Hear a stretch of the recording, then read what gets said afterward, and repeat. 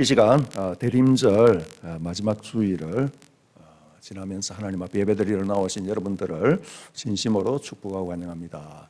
우리 인사합시다. 축복하고 환영합니다. 모든 것이 은혜입니다. 네, 우리가 성탄을 앞에 두고 한 번 더 인사하겠습니다. 메리 크리스마스. 예, 이번 목요일이 성탄절이 되어집니다. 이제 한 해의 마지막 자락을 우리가 붙들고 예배자로 서 있습니다. 이제 얼마 있지 않으면 이 해가 저물게 되어지죠. 10일 남았는데요. 이때가 되어지면 우리는 흔히 마음속에서 이런 생각을 하게 되어집니다. 또 말을 하게 되어지죠. 아, 벌써 성탄이 다 되었구나. 벌써 한 해가 다 갔네. 한 해를 시작한 지가 어제 같은데 이렇게 세월이 빠를 줄을 몰랐다. 우리가 늘 이렇게 이야기를 하게 되어지죠. 그런데 이제 교회력에서 대림절이라 이렇게 되어지는 이 주간은 단순히 날짜를 헤아리는 시간이 아님을 우리는 익히 알고 있습니다. 이 기간은 우리의 마음을 점검하는 시간입니다. 그리고 우리의 삶의 방향이 제대로 예수 그리스도를 향하고 있는가라는 것을 점검하는 시간이고 우리의 살아온 인생의 여정길을 다시 한번 물어보는 시간이 되어지는 것이죠. 그래서 이 대림절을 앞에 두고 성탄절을 앞에 두고 우리는 늘 이런 질문을 하게 되어집니다. 너는 정말 주님의 오심을 기다리고 있느냐? 그리고 두 번째 질문은 너가 과연 주님이 오실 길이 되어지고 있느냐라는 것이죠. 그래서 사실 이 대림절이 우리들의 마음이 마냥 기쁘지 않다라는 것입니다. 어렸을 때에는 성탄이 너무나 기쁘고 즐거운 날이었지만은 어른이 되어지고 신앙의 영수가 쌓이면서 나의 삶을 돌아보게 되어지는 여유가 생겼을 때에 그러한 해안이 열렸을 때에 우리는 이 기간을 참 어렵게 보내게 되어집니다. 왜냐하면 오신 예수님을 기억하고 있지만 아직도 완성되어지지 않은 세상을 살아가야 할 긴장이 우리 가운데 있기 때문입니다. 이미 구원은 우리들에게 시작되어졌고 확정되어졌지만 아직 고난이 끝나지 않았기 때문입니다. 이미 우리가 약속을 받았음에도 불구하고 현실이 우리를 그냥 두지 않기 때문입니다. 그래서 이 대림절은 우리의 마음을 조금씩 불편하게 만들죠. 조금씩 조급하게 만들기도 하고 어쩌면 우리를 두렵게도 만드는 것입니다. 그럼에도 불구하고 우리의 기억 속에 있는 그리고 우리가 간절히 바라는 이 성탄절은 참 아름다운 기간입니다. 예쁘고 낭만적이라는 것입니다. 성탄 트리와 아름다운 조명과 캐롤과 웃음 그리고 선물, 아이들은 또 산타를 생각하게 되어지죠. 그런데 오늘 본문을 우리가 두 군데를 읽었지만은 예수님의 오심에 대하여서 성경을 차분히 읽어보게 되어지면 첫 성탄은 우리가 떠올리는 이미지와는 전혀 다르다라는 것입니다. 첫 성탄, 그 성탄의 출발은 낭만이 아니라 혼란이었습니다. 안정이 아니라 불안이었고 확신이 아니라 두려움이었던 것이죠. 예수님이 오시게 되어지는 성탄, 이것은 모든 것이 준비되어진 사람들이 만든 안정된 축제가 아니었다라는 것입니다. 오히려 이 성탄이라는 것이 인생이 언제 무너질지 모르게 되어지는 가장 연약한 두 사람의 떨리는 순종 위에서 시작되어진 하나님의 역사였다라는 것이죠. 하나님께서는 인류를 구원하시기 위하여서 그 아들을 이 땅에 보내시기로 작정하셨습니다. 그런데 그 아들을 가장 완벽한 모습으로 보내신 것이 아니라 남의 손을 빌어서 성장해야 할 가장 어린 아기, 갓난 아기의 모습으로 이 땅에 보내시기로 작정하신 것이죠. 하나님께서 그 작정을 하신 가운데 인류 구원을 이루시기 위하여서 그 아기를 과연 누구에게 맡기기로 작정하셨을까요? 우리라면 그 아기를 과연 어느 집안에 맡기게 되어졌을 때에 가장 완벽한 구세주로 성장할 수 있을까? 그렇게 생각할 수 있을까요? 우리의 생각에는 당연히 이런 사람들이 떠오릅니다. 영향력 있는 가문에 그래도 존경받는 지도자, 어쩌면은 정치인이 되어질 수도 있을 것이고 왕이 되어질 수도 있을 것이고 제사장 가문이 되어질 수도 있을 것입니다. 모든 사람들이 인정할 만한 자격 요건을 갖추고 있는 사람의 집안으로 하나님께서 이 아들을 보내시는 것이 너무나 합리적일 것입니다. 그런데 하나님께서는 전혀 뜻밖의 선택을 하시는 것이죠. 갈릴리 나사렛이라는 동네, 지도에도 제대로 표시되어지지 않는 그런 작은 동네입니다. 아직 결혼하지도 않는 약혼을 하고 있는 처녀 마리아, 그 집안도 볼품이 없었다라는 것을 우리는 쉽게 짐작이 되어집니다. 왜냐하면 그 남편으로 정혼되어진 사람이 하루 벌어 하루를 살게 되어지는 목수이기 때문입니다. 세상의 기준으로 보게 되어질 때에 아무것도 없는 사람들 아닙니까? 배경도 없습니다. 조건도 없습니다. 보장도 되어지지 않습니다. 그렇다고 해서 미래가 활짝 열려 있느냐 하면 전혀 그런 것도 아니라는 것이죠. 그럼에도 불구하고 하나님께서는 이 두 사람을 선택하셨습니다. 왜냐하면 하나님의 구원이라 하는 것은 사람의 조건으로, 사람의 시각으로, 사람의 언변으로, 사람의 상식으로 설명되어서는 안 되기 때문입니다. 하나님은 일부러 이런 사람을 선택하는 것이죠. 이것은 사람이 하는 일이 아닙니다 라고 모든 인류가 그 앞에서 고백할 수밖에 없도록 하나님께서는 전혀 예측하지 못하는 방법으로 역사를 이루어 가시는 것이죠. 그래서 성탄이라 하는 것은 인간의 능력 과시의 무대가 아니라 하나님의 은혜가 쏟아지는 동무대인 것입니다. 누가복음 1장을 우리가 공동하였지만 천사 가브리엘이 마리아에게 나타났습니다. 그에게 들어가 이르되 28절에 은혜를 받은 자여 평안할지어다 주께서 너와 함께 하시도다 하니, 은혜를 받은 자여 평안할지어다 주께서 너와 함께 하신다라는 이 말은 제사장이나 또는 이제 부모로부터 듣게 되어질 만한 이야기입니다. 그런데 갑자기 천사가 나타나서 그에게 이런 이야기를 하는 것이죠. 아마 광명한 천사의 모습으로 나타났을 것입니다. 도저히 눈을 떠서 살펴볼 수 없을 정도의 휘황찬란한 아름다운 모습이지 않겠습니까?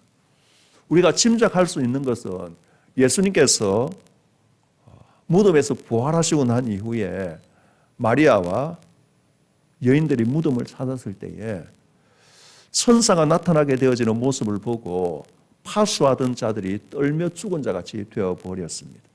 그렇다면 이 마리아에게 나타난 천사도 그런 모습으로 나타났을 것이 분명합니다. 그러므로 이 평안할지어다 은혜를 받은 자여라는 이 이야기가 그에게 어떠한 느낌으로 다가왔을지 우리는 쉽게 짐작이 되어지는 것이죠.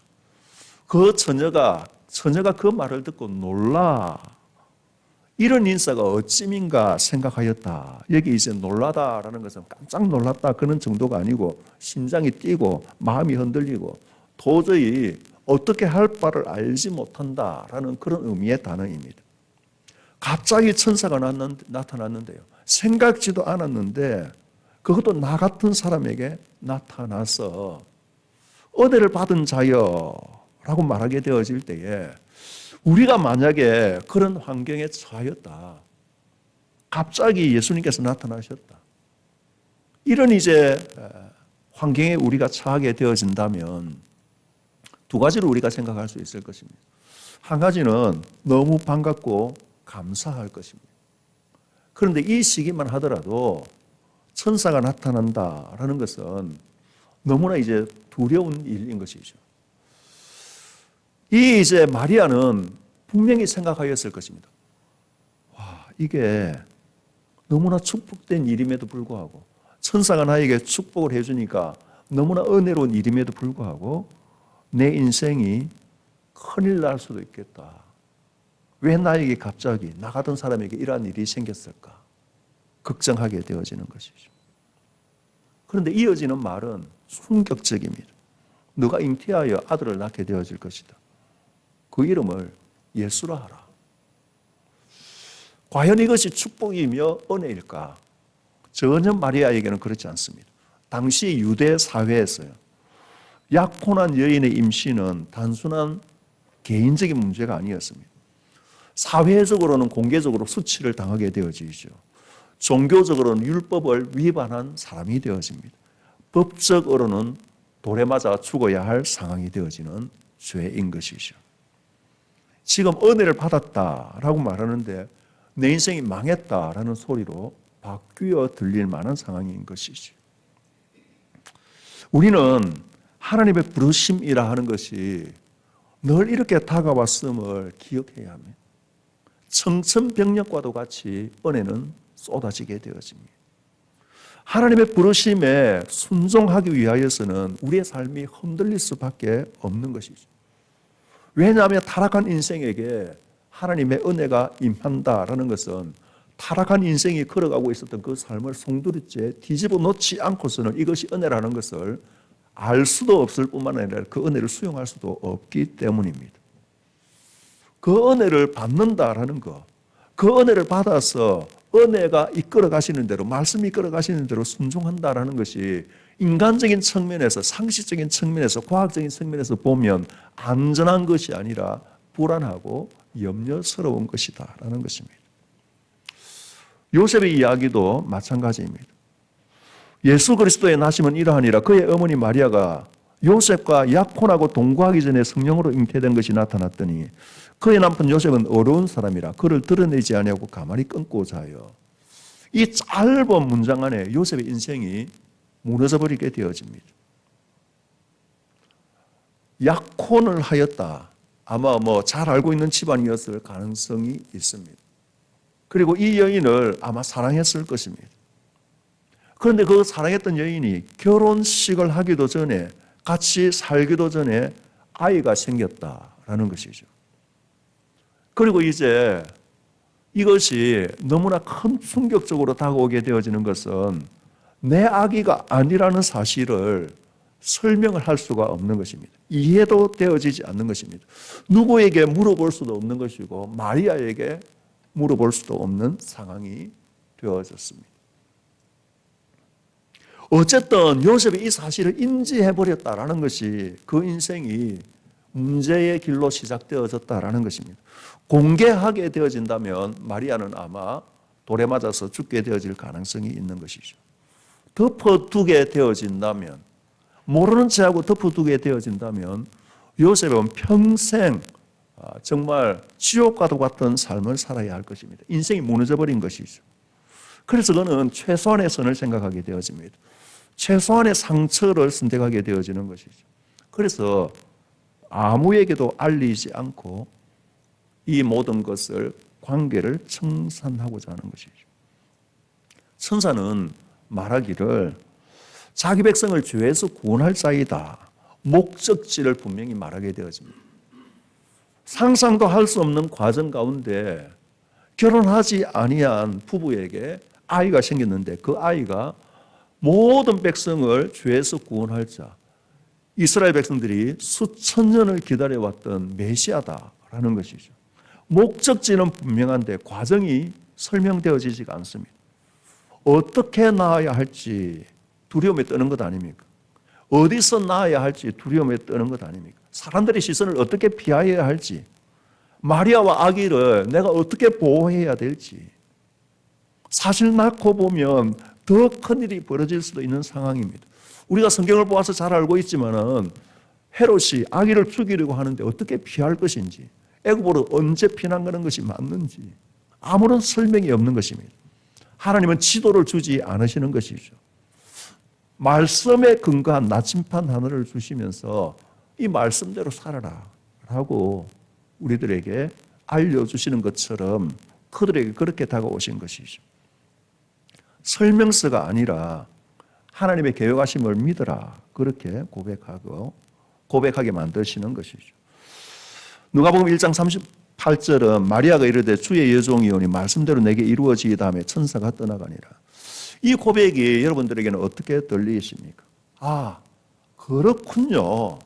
정말 성령께서 나에게 이렇게 은혜를 베풀어 주셨습니다. 메시아가 나의 몸을 통하여서 오시게 되어진다니까 너무나 은혜롭습니다. 하나님은 당연히 그렇게 하실 능력이 있으신 것이죠. 성령님 당연히 그렇게 하실 수 있습니다. 그래서 내가 다 이해가 되어졌습니다. 내 모든 것이 정리가 되어졌습니다. 걱정하지 마십시오 라는 이 고백이 아니라는 것을 우리는 충분히 이해할 수 있습니다. 너무나 두렵고 떨리는 마음에 망치로 한 대 얻어맞은 것 같은 그 상황 가운데서 그 믿음의 고백이라는 것이 이해가 되지 않습니다. 그럼에도 불구하고 모든 것들을 주님의 손에 맡기면 내가 순종하겠습니다. 하나님 이끌어 가시는 대로는 순종하겠습니다 라는 고백을 하는 것이죠. 요셉도 마찬가지 아닙니까? 가장 안전한 선택을 내려놓습니다. 가장 합리적인 길을 포기합니다. 누이 좋고 매부 좋고 하는 상황은 아님에도 불구하고 이 여인과 갈라서게 되어지는 것이, 조용히 관계를 끊어내게 되어지는 것이 너무나 행복한 일이 되어질 수도 있는데도 불구하고 의심을 내려놓고 사람들의 오해를 감수하며 이 일을 시작하는 것이죠. 왜입니까? 하나님께서 자기 인생의 기준이 되었기 때문입니다. 말씀이 이끌어 가시는 대로 살아가기로 이 순간에 작정하였기 때문입니다. 우리가 인생을 살다 보면 하나님을 만나게 되어지는 순간에 이런 불안들이 오게 되어집니다. 세상적으로 걱정하고 염려하는 일들이 우리가 많이 있습니다. 자녀 문제로 인하여서, 건강으로 인하여서, 재정으로 인하여서, 관계로 인하여서 여러 가지 걱정하고 염려하게 되어지는데, 그런 걱정하고 염려하는 일들은 우리가 세상적으로 풀어낼 만한 인생의 지혜들이 있고 관계들이 있고 여력들이 있을 때가 많습니다. 그러나 그 모든 것들을 청산하고 하나님의 말씀 앞에 올바르게 서라라는 이 음성이 들리게 되어질 때 우리는 큰 충격에 빠지게 되어지는 것이죠. 왜냐하면 이것을 포기할 수 없기 때문입니다. 이 모든 것들을 내려놓고 하나님의 손에 맡기며 하나님께서 일하실 것을 기대하며 너 인생을, 지금부터는 너 인생이 나의 것이 아니라는 것을 고백해라 라는 이 고백 앞에 우리는 두려움에 떨게 되어지는 것이죠. 우리는 이렇게 고백하게 되어집니다. 하나님 믿고 싶은데 너무나 두렵습니다. 나는 말씀대로 살고 싶은데 그러한 능력이 없습니다. 정말 헌신하고 싶은데 힘이 없습니다. 이렇게 우리는 고백하게 되어지죠. 그런데 이제 오늘 이 마리아에게 그리고 요셉에게 주시게 되어지는 말씀을 통하여서 불안해도 괜찮다라는 것이죠. 두려워해도 괜찮다라는 것이죠. 두려워하지 말아라.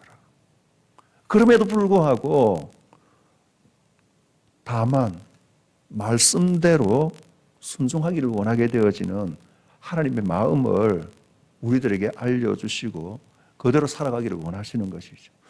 이해가 이 모든 확신을 만들어내는 것이 아닙니다. 순종이 이 길을 만들어내는 것이죠.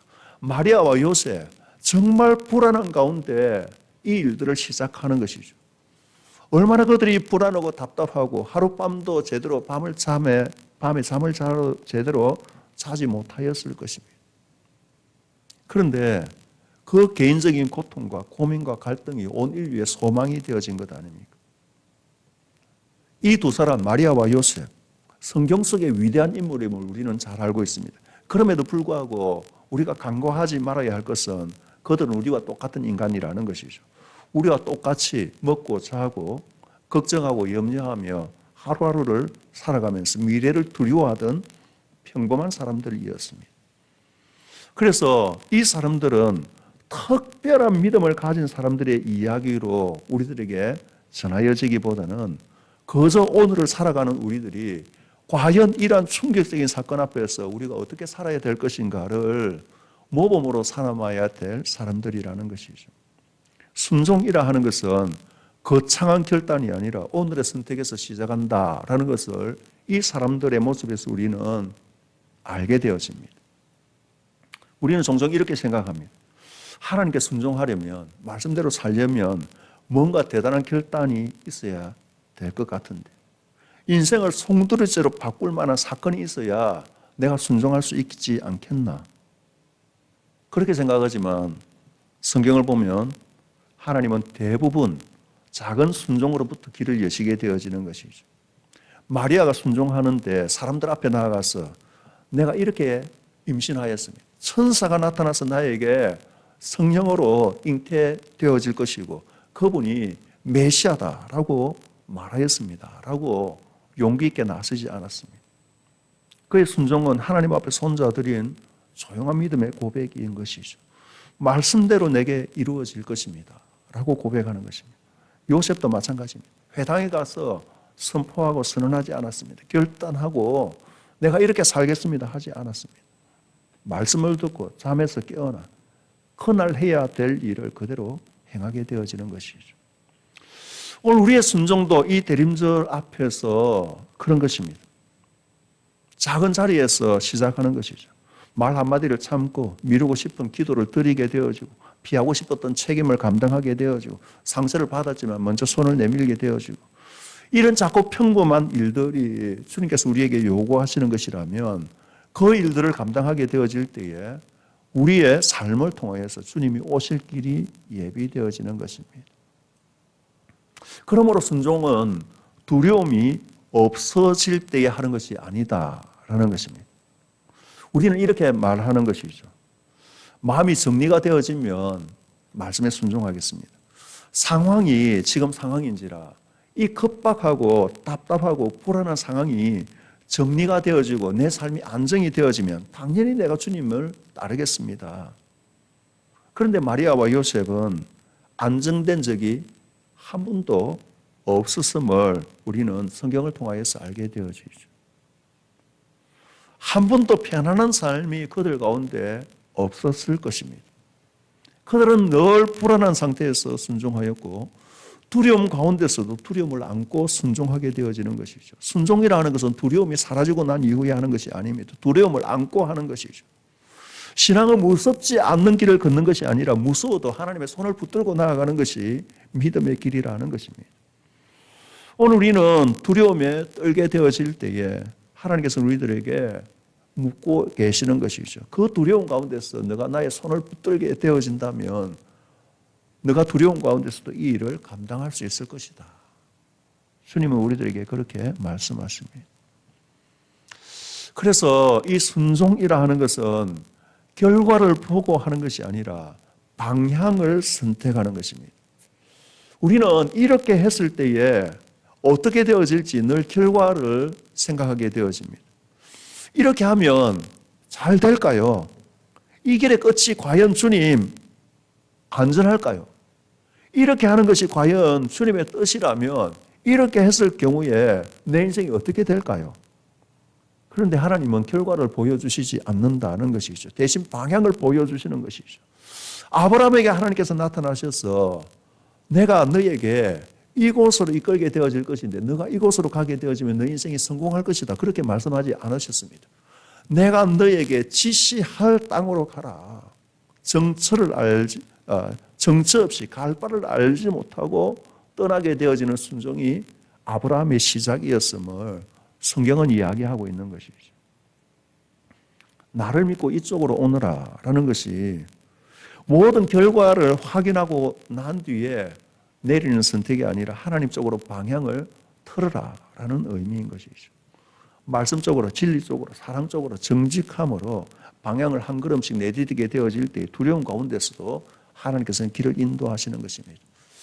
그래서 사랑하는 성도 여러분, 이 대림절에 성탄절을 앞에 두고 우리가 완벽하게 살지 않았어도 좋습니다.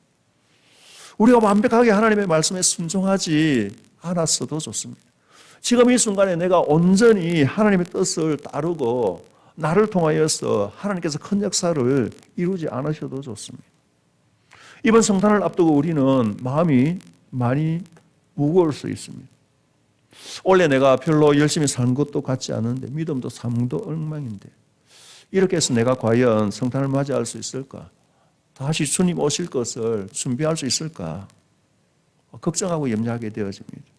첫 성탄이 그런 마음으로 시작하였던 두 사람을 통하여서 완성되어진 것을 우리가 생각한다면 엉성했고 불안했고 준비되지 않았고 염려하고 걱정하였는데 중요한 것은 완벽함이 아니라 말씀을 붙드는 방향성이었다라는 것입니다. 요즘 인터넷에서 아주 이제 이슈가 되어져 있는 야구 프로그램이 하나가 있는데 불꽃 야구라 하는 그 프로그램입니다. 거기에 이제 은퇴한 야구 선수들이 지금 한창 운동을 하고 있는 고등학생, 대학생 선수들과 야구를 하는 것인데 부산에도 얼마 전에 이제 와서 사직 운동장에서 사람들이 많이 구경을 하였던 모양입니다. 그게 이제 80세가 훨씬 넘은 김성근 감독이 이제 이 선수단을 이끌고 있고 거기에 은퇴한 지 10년도 더 된 선수들과 또 은퇴하지 얼마 되지 아니한 선수들 그리고 이제 대학생 선수들 이렇게 뛰고 있는데 박용택이라 하는 선수가 46살쯤 되어졌는데 이제 은퇴한 지가 아주 오래되어졌으니까 운동을 쉰 지가 오래되어서 운동이 잘 되지 않습니다. 몸도 마음도 잘 따라주지 않는데 열심히 이제 연습을 하고 훈련에 참가해서 잘 하고 있는 것 같습니다. 그런데 이제 그 감독이 하는 말을 이제 인터넷에 이제 막 떠돌고 있던데 용택이는 도망가지 않잖아. 그렇게 이제 김성근 감독이 이야기를 하더라고요. 나이가 있음에도 불구하고 도망가지 않는 것이죠. 그 자리에서 자기의 일을 감당하기 위해서 때로는 포기하고 실패하고 떠나고 싶지만 굳이 그렇게 돈도 있고 명예도 있는데 거기에서 땀을 흘릴 이유가 없음에도 불구하고 도망가지 않고 그 일을 하고 있기 때문에 내가 너를 쓴다라는 이야기를 하는 것 같더라고요. 우리는 이제 이렇게 고백해야 합니다. 주님, 내가 연약합니다. 내가 부족합니다. 그럼에도 불구하고 내가 주님이 이끌으시게 되어지는 이 길에서 흔들리지 아니하고 도망가지 않고 주님의 피 묻은 손을 붙들고 내가 이 일들을 감당해 내겠습니다. 그래서 부족해도 괜찮습니다. 우리의 순종이 성탄의 길을 열게 되어질 것입니다. 오늘 이제 우리가 손이 떨려도 마리아처럼 요셉처럼 고백하게 되어질 때 말씀대로 이루어지기를 원합니다. 이 고백이 우리를 통하여서 이 땅에 예수님께서 재림하시게 되어질 길들이 열리게 되어지고 정말 낮고 천한 말고에 탕생하신 그 예수 그리스도의 십자가의 대속의 은혜를 전하게 되어지는 삶이 되어질 것입니다. 주의 사자의 본부대로 향하여 이 길의 끝에서 임마누엘이 오시게 되어지는 것이죠. 늘 주 예수 그리스도와 함께 하게 되어지는 그 은혜가 우리에게 넘칠 뿐만 아니라 정말 암울한 이 세상을 향하여서 삶으로 경험하고 전하게 되어지는 저와 여러분 되시기를 주님의 이름으로 간절히 축원합니다. 하나님 은혜와 사랑을 감사합니다. 이들의 아름다운 순종을 통하여서 주님 오실 길이 예비되어졌다면 연약한 우리의 순종을 통하여서 재림하시는 주님의 길이 예비되어지도록 우리들을 귀하게 사용하여 주옵소서. 예수님 이름으로 기도합니다. 아멘.